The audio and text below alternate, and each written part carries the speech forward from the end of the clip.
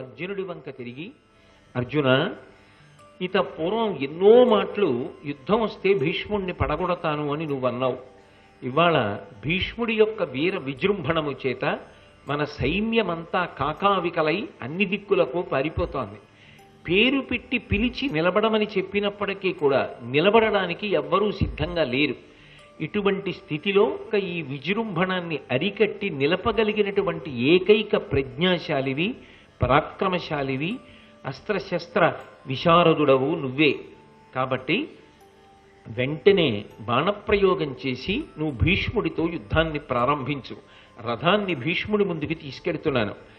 అత్యంత శ్రద్ధతో, అధ్యవసాయంతో కూడుకున్న బుద్ధితో భీష్ముడిని నిగ్రహించు అని చెప్పాడు.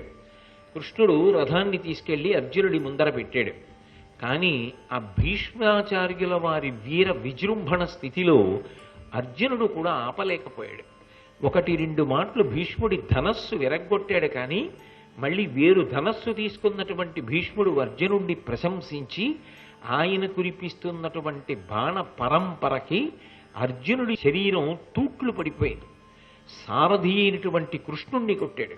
దేవతల యొక్క అనుగ్రహము చేత వచ్చినటువంటి రథం, దివ్యమైనటువంటి అశ్వములు, ఆ అశ్వములను కొట్టాడు. అర్జునుడి యొక్క రథానికి పూంచినటువంటి గుర్రములన్నీ బడలిపోయాయి.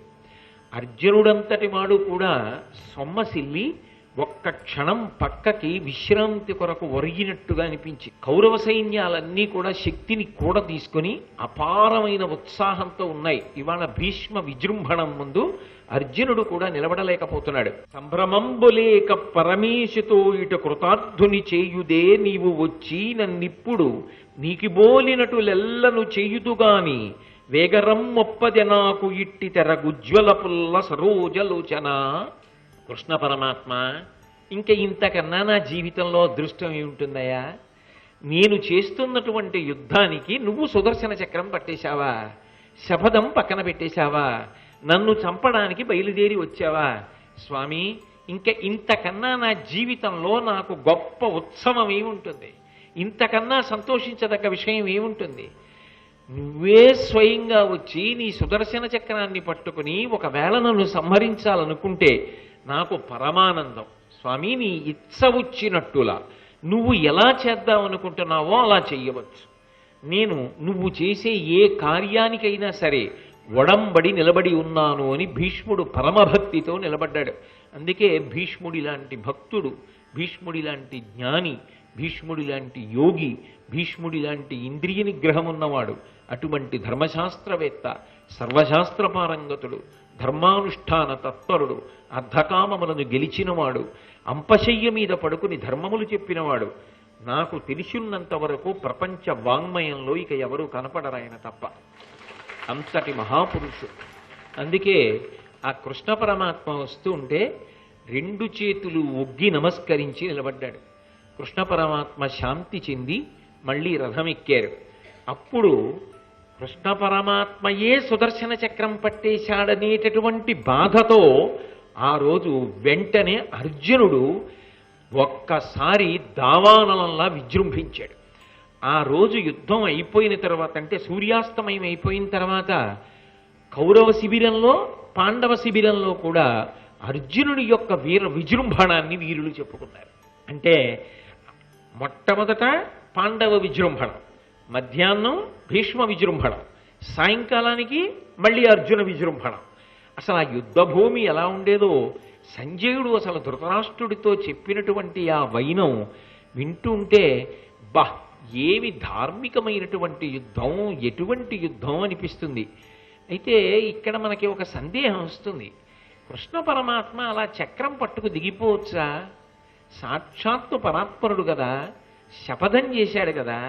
చేసినవాడు అలా చక్రం పట్టుకుని అర్జునుడిని రక్షించడం కోసం నేను యుద్ధం చేస్తానని దిగిపోతే మీరు ఎంత కాదన్నా కూడా అది అర్జునుడి యొక్క పరాక్రమానికి మత్సేనా కాదా?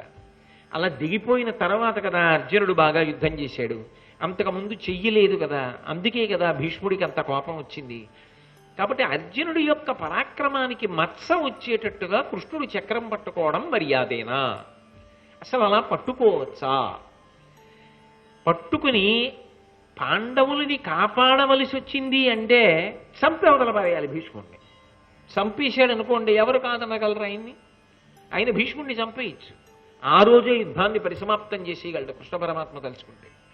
కానీ అలా ద్రోణాచార్యుడిని నిగ్రహించలేదు, ఎవరిని ఆయనేమీ చంపలేదు ఆయుధం పట్టుకుని. భీష్ముడి మీదకి ఆయుధాన్ని ప్రయోగించలేదు, సుదర్శనాన్ని చేత్తో పట్టుకున్నాడు, మళ్ళీ ఉపసంహారం చేసేశాడు. కానీ అర్జునుడి కోరిక మేరకు భీష్ముడిని చంపకపోయినా భీష్ముడి యొక్క గొప్పతనం ప్రకాశించడం ఒకెత్తైతే, అర్జునుడు ఆ రోజు చేతకాని వాడయ్యాడు భీష్ముడి ముందు అన్న మత్స మాత్రం వచ్చిందా లేదా? అప్పుడు తనని నమ్ముకున్న భక్తుడి కోసం చక్రం పట్టాడని చెప్పడం ఎంత సమర్థనీయమో, అర్జునుడికి అప్రతిష్ట తెచ్చాడు కృష్ణుడు అన్నది కూడా అంతే సత్యమా కాదా? అర్జునుడి పరాక్రమానికి మత్సరాలా? మరి ఎందుకు చేసినట్టు అంటే మీరు చాలా జాగ్రత్తగా ఆలోచించండి. కృష్ణుడు చేసినటువంటి చేష్టితముల వెనక ఏవో పరమ పవిత్రమైన ఉద్దేశ్యములుంటాయి. అర్జునుడికి మత్స తేవడం ఆయన యొక్క ఉద్దేశ్యం కాదు. అర్జునుడికి పరాక్రమం లేదు అని నిరూపించడం ఆయన యొక్క లక్షణం కాదు. అర్జునుడు యుద్ధం చెయ్యలేకపోయాడు కాబట్టి తాను చక్రం పట్టుకుందామన్నది తన ఉద్దేశ్యం కాదు. నిజానికి అర్జునుడు యుద్ధం చెయ్యలేకపోయాడు అని మీరు నిర్ధారించారనుకోండి, ఆ తర్వాత కూడా అర్జునుడు ఇంకా యుద్ధం చేయలేడు. ఎందుకని అంటే భీష్ముడి ముందు నిజంగా యుద్ధం చేయడం చాలా కష్టం. అప్పుడు చేయలేనివాడు తర్వాత మాత్రం రెండు పక్షాల వాళ్ళు మెచ్చుకునేటట్టుగా యుద్ధాన్ని ఎలా చేసేయగలడు? ఇప్పుడు చేయలేనిదప్పుడు ఎక్కడి నుంచి వచ్చేస్తుంది కొత్తగా? అకస్మాత్తుగా ప్రజ్ఞాపాఠవాలు వచ్చేసేవి కావుగా, అవి నిరంతర సాధన చేత వచ్చేవి. మరి ఎందుకు పట్టుకున్నాడు కృష్ణ పరమాత్మ చక్రాన్ని అంటే ఆయన సర్వజ్ఞుడు, ఆయనకి తెలియని విషయం ఏమి ఉండదు. అంతకు ముందు జరిగిన సందర్భంలో మధ్యాహ్నం దుర్యోధనుడు భీష్మాచార్యుల వారి దగ్గరికి వెళ్ళి ఏమన్నాడు? మిమ్మల్ని సర్వసేనాధిపతిని చేశాను, మిమ్మల్ని నమ్ముకున్నాను, మీరు నేను యుద్ధం చెయ్యను అంటే, పాండవులను చంపను అంటే, మీ పరాక్రమాన్ని ప్రకటించను అంటే, ఇంతకన్నా యుద్ధం చేయడం మీకు చేత కాదు అంటే నేను కర్ణుడినే తెచ్చుకునేవాడిని, మీకు అసలు ఈ పదవి ఇచ్చేవాడిని కానన్నాడు. అంటే నిజానికి దుర్యోధనుడి దృష్టిలో కర్ణుడు గొప్ప, భీష్ముడు గొప్ప? కర్ణుడే గొప్ప. లేకపోతే పక్కన ద్రోణుడు ఉన్నాడు, ఎవరి గురించి చెప్పాలి? మీరు కాకపోతే ద్రోణుడికి ఇద్దుననాలి. అంటే అతని దృష్టిలో భీష్మద్రోణులు ఇద్దరూ ధర్మపక్షపాతులు, పాండవ పక్షపాతులు. కాబట్టి వాళ్ళు యుద్ధం చెయ్యరు. కర్ణుడు పక్షపాత బుద్ధి లేనివాడు, తన వైపు యుద్ధం చేస్తాడు. కానీ పక్షపాతంతో యుద్ధం చేయలేదా? ధర్మము వలన నేను చెయ్యనని ముందే భీష్ముడు చెప్పాడా లేదా? బయలుదేరుతున్నప్పుడు సర్వసైన్యాధిపత్యం ఇచ్చినప్పుడు, నేను అర్జునుణ్ణి ఓడించలేను, పాండవులను చంపను, నీకు ఇష్టమైతే వస్తా సర్వసైనాధిపతిగా, మిగిలిన యోధులను పడగొడతానన్నాడు. అలాగే పడగొట్టాడా లేదా? మొదటి రోజు, రెండో రోజు పడగొట్టాడా లేదా? మరి అంత పెద్దవాణ్ణి పట్టుకుని, అంతటి మహాభక్తుణ్ణి, అంతటి ధర్మజ్ఞుణ్ణి, అంతటి సర్వశాస్త్ర విశారదుణ్ణి, ఆ వయస్సులో కూడా అంత మర్యాదతో యుద్ధం చేస్తున్న వాణ్ణి పట్టుకుని అనరాని మాటలు దుర్యోధనుడు అన్నాడు. తన భక్తుణ్ణి కాపాడుకోవలసిన కర్తవ్యం ఎవరి మీద ఉంటుంది? భగవంతుడి మీద ఉంటుంది. కృష్ణ పరమాత్మ పాండవుల వైపు ఉండి ఉండవచ్చు, అర్జునుడికి సారథ్యం చేస్తుండవచ్చు. అంత మాత్రం చేత భీష్ముడి పట్ల అపారమైనటువంటి అనుగ్రహం కలిగిన పరమాత్మ కాకుండా నిలబడగలడా? భీష్ముడు మహాభక్తుడు కృష్ణుడికి. అయినప్పుడు భీష్ముడి యొక్క గొప్పతనం ఏమిటో దుర్యోధనుడికి తెలియ చెప్పాలా వద్దా? అందుకే భీష్ముడే యుద్ధం చేస్తే అర్జునుడు కాదు, నేను పట్టుకోవాలి చక్రం. నేను చక్రం పట్టుకుంటే తప్ప భీష్ముడిని నియంత్రించలేరు. అవతార స్వీకారం చేసినటువంటి కృష్ణార్జునులు నీ పక్షంలో ఎవరిని మిగలనివ్వరు. నీకు సర్వసేనాధిపతిగా ఉన్న కారణం చేత నేను కూడా కోరుకున్నది యుద్ధభూమిలో పడిపోవాలి, వీరమరణం కావాలని కోరుకున్నాను. కాబట్టి నేను కూడా పడిపోవలసిందే, వీరులందరూ పడిపోవలసిందే, నువ్వు పడిపోవలసిందే తప్ప యుద్ధం చేసి గెలవడం సంభవం కాదు. ఇప్పటికైనా నా మాట విను. నీకు ఎన్నో పర్యాయాలు చెప్పాను, సంధి చేసుకో, అర్ధరాజ్యం పాండవులకిచ్చేయి, వాళ్లతో స్నేహభావంతో, బంధుప్రీతితో, పరమశాంతితో బ్రతకమని చెప్పాను. నువ్వు వినలేదు. ఇప్పటికైనా నా మాట విని వాళ్లతో సంధి చేసుకుని ప్రశాంతంగా బ్రతకమన్నాడు. ఒక్కనాటికి బ్రతకను. మీరు నాకు ఈ యుద్ధంలో పాండవ పక్షంలో గొప్ప నష్టాన్ని కల్పించి నాకు మేలు చేస్తారా చెయ్యరా అని నిగ్రహించాడు. ఆయన అన్నాడు, ఆ రోజు 8వ రోజు రాత్రి, రేపు 9వ నాటి యుద్ధం, రేపటి రోజున భీష్ముడంటే ఏమిటో చూద్దుగానివి. అంటే ఆయన ఇంక నిర్ణయానికి వచ్చేశాడు, ఇక చివరికి వచ్చేస్తోంది నా యుద్ధం, భీష్ముడి యుద్ధం జనం మరిచిపోకూడదు, అటువంటి యుద్ధం చేస్తానన్నాడు. అని 9వ నాడు భీష్మాచార్యుల వారు చేసినటువంటి యుద్ధం సూర్యోదయం లగాయితూ సూర్యాస్తమయం వరకు యుద్ధం అయిపోయిన తర్వాత పాండవ సైన్యంలో చాలా భాగం నశించిపోయి నెత్తుటి ఏర్ల మధ్యలో పీనుగు పెంటలై పడిపోయారు. సూర్యాస్తమయమైంది, శిబిరానికి వెళ్ళారు. వెళ్ళిన తరువాత అసలు ఆ ధర్మరాజు గారికి నిద్ర పట్టలేదు. తాతగారి విజృంభణం చూసి భయపడిపోయి శ్రీకృష్ణుడి దగ్గరికి వెళ్ళాడు తమ్ముళ్ళని తీసుకొని. శ్రీకృష్ణ, మొదటి రోజు యుద్ధం జరిగినప్పుడు చెప్పా, మా తాతగారి యుద్ధం చాలా గొప్పది అని విన్నాను, కానీ మరీ ఇంత దారుణమైన యుద్ధం చేయగలడు, ఇంత క్రూరంగా చంపేస్తాడు, ఇలా అస్త్రప్రయోగం చేస్తాడని నాకు తెలియదు. నాకు ఇక యుద్ధంలో గెలుస్తానన్న ఆశ పోయింది. ఆశ పోవడం కాదు, నా తమ్ముళ్ళు మిగులుతారా అన్న భయం నాకు పట్టుకుంది. రేపు ఇక వదలడు, చాలామంది యోధుల్ని పడగొట్టేశాడు, రేపు తమ్ముళ్ళని కూడా తీసుకెళ్లి భీష్ముడికి బలిపెట్టేయాలి మోని బెంగగా ఉంది. రాజధర్మం ఎంత కర్కశంగా ఉంటుంది. ఆయన చేతులతో ఎత్తి పెంచాడు, పోషించాడు, ఆటలాడించాడు. అటువంటి వాడు ఇవాళ మమ్మల్ని తెగటార్చేస్తున్నాడు. ఆ భీష్ముడు ముందు నిలబడలేం. కాబట్టి నువ్వు అనుజ్ఞ ఇస్తే ఇవాళ రాత్రే నా తమ్ముళ్లతో కలిసి అరణ్యానికి వెళ్ళిపోతాను. ఇక రేపు యుద్ధానికి రాను. వెళ్ళి తపస్సు చేసుకుంటూ బతికున్నంత కాలం 4 తమ్ముళ్ళని చూసుకుంటాను కంటితో. రేపు యుద్ధానికి వస్తే ఇక చూసుకోవడానికి నా తమ్ముళ్ళు మిగలరు. నాకొద్దు యుద్ధం, నేను భీష్ముణ్ణి తట్టుకోలేను, నా వల్ల కాదు. అందుకని దయచేసి నేను అరణ్యములకు వెళ్ళిపోవడానికి అనుజ్ఞనిమ్మన్నాడు. కృష్ణ పరమాత్మ సముదాయించి బెంగ పెట్టుకోకు, దేనికైనా పరిష్కారం ఉంటుంది, జాగ్రత్తగా ఆలోచిద్దాం అన్న తర్వాత మనం భీష్ముడితో యుద్ధం చేసి పడగొట్టగలమన్న నమ్మకం నేటితో పోయింది. ఇక భీష్ముడంతటా భీష్ముడు పడిపోవాలి, అది అడగాలి ఆయన. ఎందుకని మీకు నిన్నటి రోజున నేను అందులో ఉన్న ధర్మ సూక్ష్మాన్ని చెప్పాను. ఎప్పుడు పడిపోవాలన్నది ఆయన నిర్ణయం తీసుకోవాలి, మనం కొడితే పడిపోయేవాడు కాదు ఆయన. అందుకని వెడదామని పరమ రహస్యంగా ఎవ్వరికీ కనపడకుండా ధర్మరాజు గారు, తమ్ముళ్ళు, కృష్ణ పరమాత్మ అర్ధరాత్రి వేళ భీష్మాచార్యుల వారి యొక్క శిబిరంలోకి వెళ్ళారు. అయిన వాళ్ళందరినీ పిలిచి స్వాగతం చెప్పి, ధర్మం ధర్మమేనండి, యుద్ధం యుద్ధమే, ప్రేమ ప్రేమే, బా ఎంత గొప్పగా ఉంటుందో, సంఘటనే ధర్మం ధర్మమే. అంటే అన్నిటినీ కలిపి కలగాపలకం చేయని వాళ్ళు. పిలిచాడు, కూర్చోపెట్టాడు. ఏరా మీ అందరు ఇలా వచ్చారు, కృష్ణ పరమాత్మ నువ్వు వచ్చావు, నా వలన మీకు జరగవలసిన ఉపకారం ఏమైనా ఉందా, నిస్సంకోచంగా కోరుకోండి అని. అంటే ధర్మరాజు అన్నాడు, తాత యుద్ధానికి బయలుదేరే ముందే నీకు వచ్చి నమస్కారం చేసి జయం కలిగేలా అనుగ్రహించమని ప్రార్థించాను, తప్పకుండా కలుగుతుందిరా అన్నావు. కానీ తాత ఇవాళ నువ్వు యుద్ధం చేస్తుంటే నాకు మా తాత కనపడలేదు. 3వ కన్ను దాచి త్రిశూలం దాచి రుద్రుడు యుద్ధభూమిలోకి వచ్చినట్టుంది. ఉదయం నుంచి సాయంకాలం వరకు నీ ముందు నిలబడగలిగిన వాడు ఉన్నాడా? రేపు ఇలా యుద్ధం చేస్తే ఇంకా నాకు విజయం ఏమిటి తాత? కాబట్టి నన్ను అనుగ్రహించి నువ్వు చెప్పు, ఎప్పుడు పడిపోతావు యుద్ధంలో అని అడిగాడు.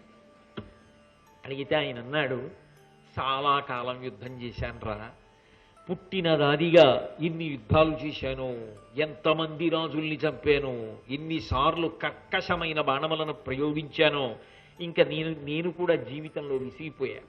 ఎప్పుడో అప్పుడు యుద్ధభూమిలో మహావీరుడిగా విడిచిపెట్టాలుగా శరీరాన్ని.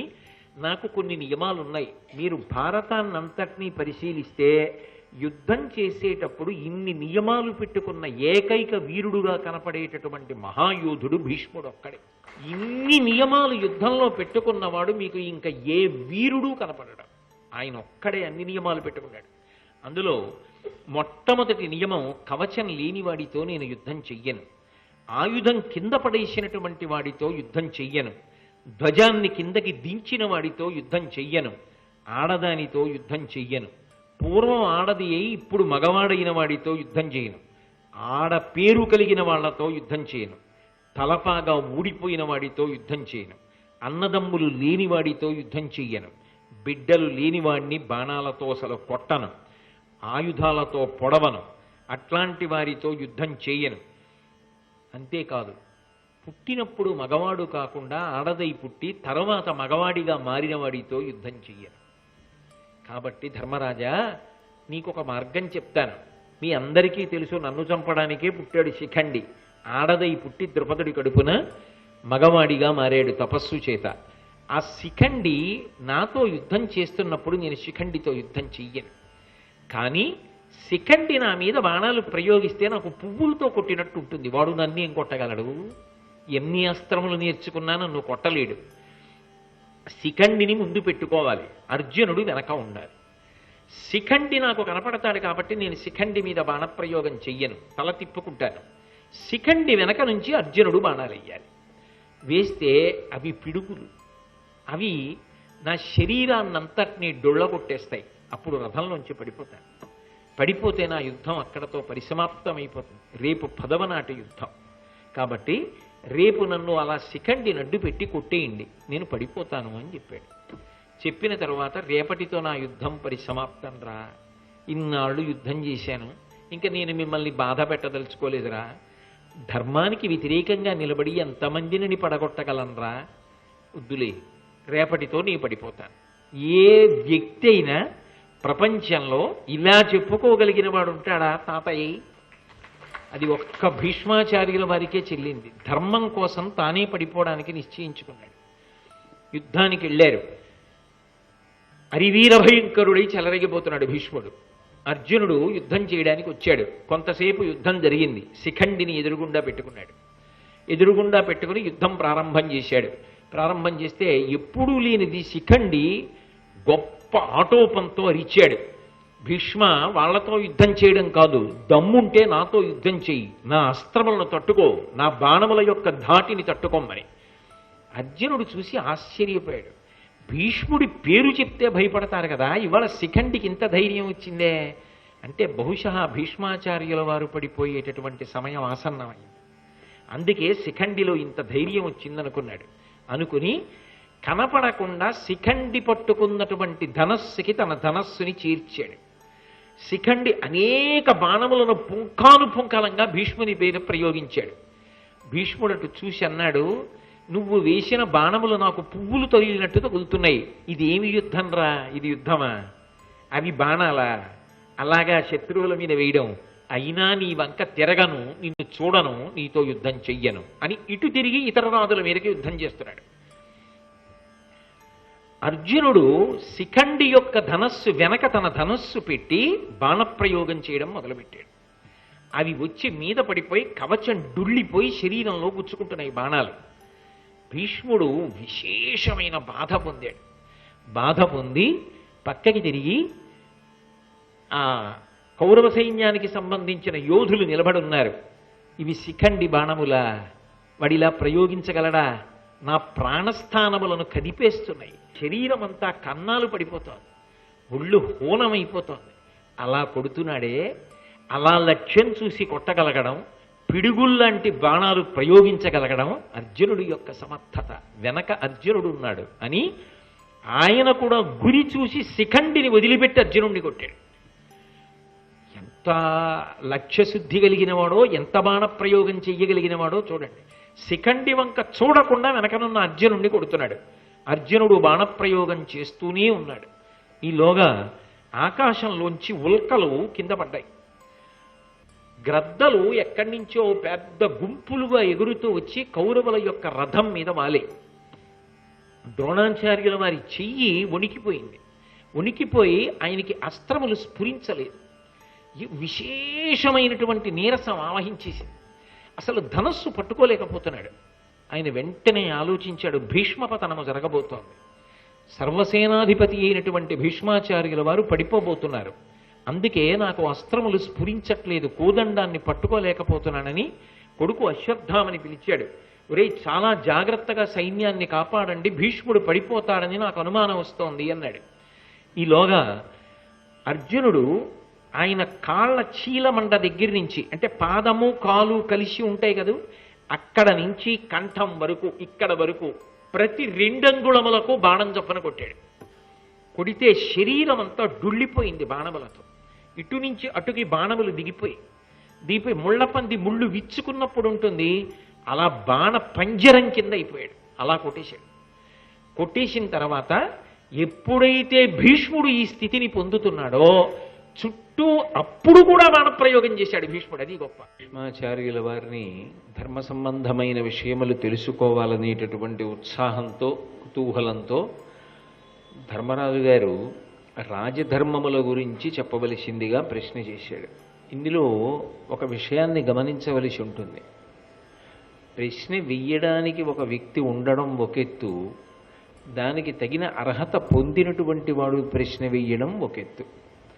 అక్కడ వ్యాసుడు నారదాదులు ఉన్నప్పటికీ కూడా ధర్మ జిజ్ఞాస కలిగిన వాడు కనుక, ఎప్పుడూ ధర్మాచరణము చెయ్యాలనేటటువంటి ఉత్సాహము కలిగిన వాడు కనుక, నిరంతరము ధర్మానుష్ఠానము చేసేటటువంటి వాడు కనుక, అటువంటి వాడు ఇవాళ పట్టాభిషేకాన్ని పొందినప్పటికీ కూడా మనసులో ఒక అసంతృప్తితో బాధపడుతూ ఉన్నవాడు కనుక, ఆ అసంతృప్తి పోవాలి అంటే తగిన అధికారి దగ్గర దానికి సంబంధించినటువంటి వివరణ తెలుసుకోవలసిన అర్హత కలిగిన వాడు ధర్మరాజు గారు కనుక, ఆయన ప్రశ్న వేస్తే అది ఎప్పటికీ కూడా లోకమునకు మార్గదర్శనం చేస్తుంది.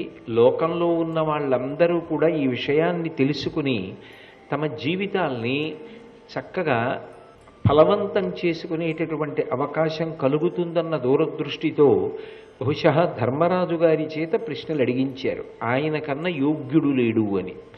అంటే కొన్ని ఘట్టాలని పరిశీలనం చేసినప్పుడు ఏమవుతుంది అంటే, ఎవరు పడితే వారు ఏ విషయం మీద పడితే ఆ విషయం మీద ప్రశ్న వేసే సాహసం చేయకూడదు అని అర్థమవుతుంది.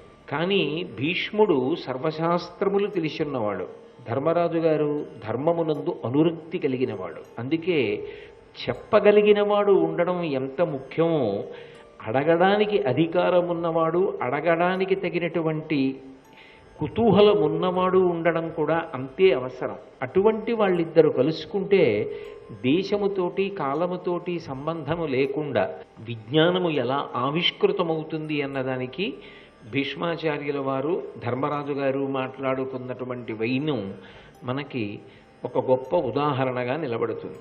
అందుకే ఆయన ధర్మరాజు గారు ఆ రాజధర్మముల గురించి చెప్పమని భీష్మాచార్యుల వారిని అడిగినప్పుడు ఆయన మొట్టమొదట ఒక విషయాన్ని ప్రతిపాదన చేస్తున్నాడు. నువ్వు రాజధర్మం గురించి అడిగావు ధర్మరాజా, నేను ఒక మాట చెప్తాను విను.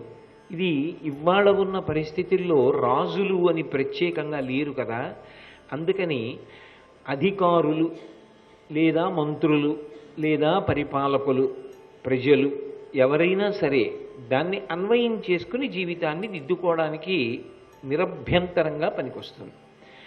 వినుముద్యోగము రెంటియందు పరముర్వీనాథ, ఉద్యోగవంతునకున్ దైవము తొట్పడంగ ఫలసిద్ధుల్ సేకురున్, మనుషంబున ఒక్కొక్కెక్కడ సిద్ధిర తప్పిన వగల్ ఒందంగరానీక, అప్పని దైవోపహతంబుగా కనుట భూపాలార్హ వృత్తంబుగన్. అది ఒక ప్రధానమైనటువంటి విశేషంగా, అంటే ధర్మరాజు గారు అడిగినటువంటి ప్రశ్నని ఆధారం చేసుకుని అందరూ తెలుసుకోవలసినటువంటి ఒక ప్రధానమైన విషయాన్ని భీష్ముడు ఆవిష్కరిస్తున్నాడు. భూపాలార్హ వృత్తం బగున్. భూపాలుడు అంటే భూమిని పరిపాలించేటటువంటి రాజు. రాజు యొక్క ఆచరణ యందు, రాజు యొక్క ప్రవర్తన యందు తప్పకుండా 2 విషయములను గురించినటువంటి పూనిక ఉండాలి. వినుముద్యోగము రెంటి యందు పరముర్వీనాథ. ఎప్పుడూ కూడా మనం ఏదో ఒక కార్యాన్ని చెయ్యాలి అని అనుకుంటూ ఉంటాం మనసులో. ఏవో లక్ష్యాలు ఉంటాయి. మనసంటేనే సంకల్ప వికల్ప సంఘాతం. నిద్రలేచిన దగ్గర నుంచి ఎన్నో ఆలోచనలు వస్తూ ఉంటాయి. కానీ అవసరాన్ని దృష్టిలో పెట్టుకుని ఈ పని మనం చేద్దాం, ఈ పని సాధించాలి అని ఒక లక్ష్యాన్ని పెట్టుకుంటాం. ఆ లక్ష్యాన్ని పెట్టుకుని సాధించడానికి మనం శక్తివంచన లేకుండా ప్రయత్నం చేస్తాం. మనం అనుకున్నటువంటి సంకల్పం, మనం పెట్టుకున్న లక్ష్యం, మనం త్రికరణ శుద్ధిగా ప్రయత్నం చేసినప్పటికీ కూడా ఒక్కొక్కసారి సాధ్యమవుతుంది, ఫలవంతం అవుతుంది, ఒక్కొక్కసారి ఆ కార్యము సాధింపబడదు. అంటే ఇందులో రెండు విషయాలు ఉన్నాయి అన్న విషయం అవగతమవుతోంది. కేవలం మన సంకల్పము వలన, మనం చేసినటువంటి ప్రయత్నము వలన కార్యము సాధింపబడుతుంది అనుకుంటే పొరపాటు. ఎందుకనంటే సంకల్పం చేసిన వాళ్ళు, కష్టపడి ప్రయత్నించిన వాళ్ళు, కానీ ఫలితాన్ని రాబట్టుకోలేకపోయిన వాళ్ళు చాలామంది లోకంలో ఉన్నారు. అనుభవంలో తెలుస్తోంది. వాళ్ళు ఏం కష్టం తక్కువ పడిన వాళ్ళు కారు, సంకల్పంలో శుద్ధి లేని వాళ్ళు కారు, అయినా కార్యము సాధించలేకపోతున్నారు. అంటే మన ప్రయత్నమునకు ఇంకొకటి కూడా కలిసి రావలసి ఉంటుంది. అది మన కంటికి కనపడనటువంటిది, ఈ మాంసచక్షువునకు దొరకనిది. అది ఏది అంటే భగవంతుని యొక్క అనుగ్రహం. భగవంతుని యొక్క అనుగ్రహము తోడు కావాలి. మనుష్యుడు చెయ్యవలసినటువంటి సంకల్పాన్ని చేసి తదనుగుణంగా కష్టపడాలి. ఈ రెండూ కలిశాయనుకోండి, కార్యము సాధింపబడుతుంది. శ్రీ ఉమామహేశ్వర పరబ్రహ్మార్పణమస్తు. స్వస్తి.